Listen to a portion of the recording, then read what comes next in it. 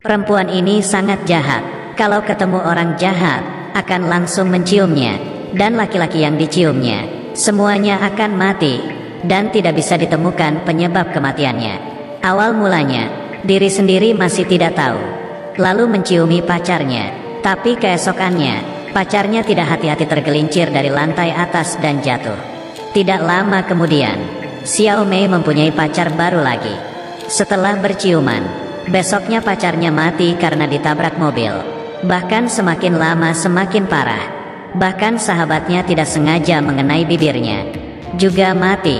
Sejak itu dia menyadari kalau bibirnya ada suatu kekuatan sihir. Dia pun tidak berani untuk menjalin hubungan lagi, karena dia takut akan melukai orang lain. Tapi Xiao Mei yang begitu baik, akhirnya juga dijahati oleh orang jahat. Hari ini, di perjalanan pulang, dia ditodong oleh seorang pria, dan melihat bibir Xiao Mei yang seksi. Dia meluluh. Xiao Mei berkata jangan dekati dia. Tapi laki-laki itu tetap saja, dengan muka mesumnya mendekatinya. Xiao Mei pun marah, dan menciuminya. Untung saja sahabatnya datang di waktu yang tepat, dan menolongnya. Dan esoknya dia mendengar orang jahat itu mati di rumahnya. Xiao Mei merasa bersalah. Sahabatnya memberitahu, itu sudah karma orang itu. Bahkan mengatakan, dirinya sering dilecehkan oleh dokter. Sayangnya dirinya tidak ada kemampuan seperti Xiao Mei. Xiao Mei pun mengetahui kelemahannya adalah sebuah keuntungan. Demi membantu sahabatnya balas dendam, dia memutuskan untuk menemui dokter itu. Dia pura-pura sakit dan masuk ke rumah sakit, mengatakan perutnya sakit. Tapi dokter itu perlahan-lahan memegang pahanya Xiao Mei. Xiao Mei tentu saja sudah tahu pikiran si dokter, lalu membohonginya ke belakang ruangan untuk periksa. Dokter pertama kalinya bertemu dengan wanita yang begitu inisiatif. Sang dokter terlihat sangat senang, bahkan mengatakan, kau tahu tidak, bibirmu sangat seksi. Xiao Mei pun mengundang dokter untuk menciuminya. Kau adalah pasien paling cantik yang pernah kutemui. Setelah Xiao Mei pergi, dokter ditemukan meninggal di atas kasur. Karena kesentrum listrik, Xiao Mei sangat puas, karena sudah membalaskan dendam sahabatnya.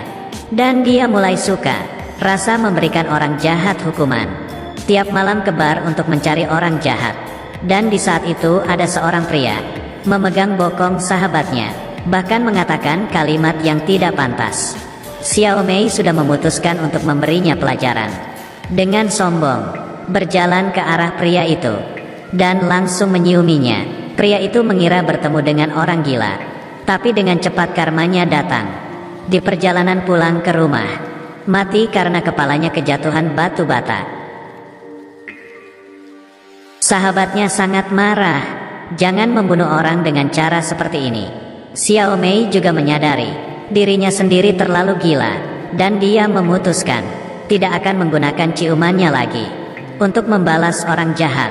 Tapi tiba-tiba ada suatu hal yang terjadi. Xiao Mei sedang istirahat di taman. Seekor anjing langsung melompat ke pelukannya.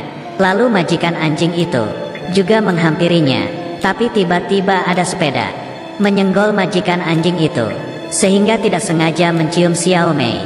Mampus deh, semalam baru saja bilang tidak akan membalas orang jahat, tapi hari ini menciumi orang yang tidak bersalah. Di saat Xiao Mei belum merespon, seorang pria tiba-tiba muncul dan membawa pedang. Xiao Mei menyadari ada sesuatu yang aneh, langsung berdiri dan menangkap tangannya. Kemudian Xiao Mei tiap hari bersama pria itu untuk diam-diam melindunginya. Xiao Mei yang baik hati, takut akan melukai orang yang tidak bersalah. Dia juga tidak membiarkan pacarnya untuk menyiuminya. Dia juga tidak membiarkan pacarnya untuk menyiuminya. Pacarnya tiap hari tidak mengerti. Dia tidak berani mengatakan ke pacar tentang rahasianya. Xiao Mei takut pacarnya akan menjauhinya. Jadi tiap hari dia pergi meluapkan isi hatinya ke sahabatnya. Hal ini juga membuat sahabatnya kepikiran satu-satunya pacar yang sangat susah untuk dilupakan. Hingga suatu hari, Xiao Mei membawa pacarnya menghadiri acara pameran lukisan sahabatnya. Sahabat melihat pria itu, ternyata adalah orang yang dia sulit lupakan itu. Kemudian, 微笑在一段眼里，是我的纯美，还是你的？ tanpa berpikir dia menciumi Xiao Mei. Di malam hari, sahabatnya pun mati. Tapi kali ini sahabatnya meninggalkan setengah kalimat. Xiao Mei kepikiran omongan sahabatnya. Pacarnya seorang yang brengsek. Mungkin saja dia yang membunuh sahabatnya. Kemudian dia pun menyiumi pacarnya. Lalu menerima telepon dari polisi. Polisi memperlihatkan CCTV. Xiao Mei yang melihat langsung kaget. Orang ini ternyata adalah temannya sendiri yang bernama Awei. Xiao Mei pun langsung berlari. Karena baru saja dia membawa pergi pacarnya. Mencari kemanapun tidak menemuinya. Tiba-tiba terpikir dengan apa yang dikatakan Awei. Kemudian dia berlari ke atap gedung. Dan benar-benar menemukan mereka berdua. Xiao Mei memohon Awei untuk melepaskan pacarnya. Ternyata Awei diam-diam menyukai Xiao Mei. Karena suatu kecelakaan membuat dia berubah menjadi tidak bisa menyukai Xiao Mei. Kemudian dia mulai gila. Orang yang dekat dengan Xiao Mei akan dibunuh olehnya. Ternyata bibir Xiao Mei sama sekali tidak ada kemampuan sihir. Semuanya adalah tindakan Awei. Awei juga tahu dirinya sudah tidak ada jalan lain. Dan langsung menciumi Xiao Mei dengan paksa. Dan lompat dari atap gedung kemudian mati. Sejak itu Xiao Mei melewati kehidupan yang normal.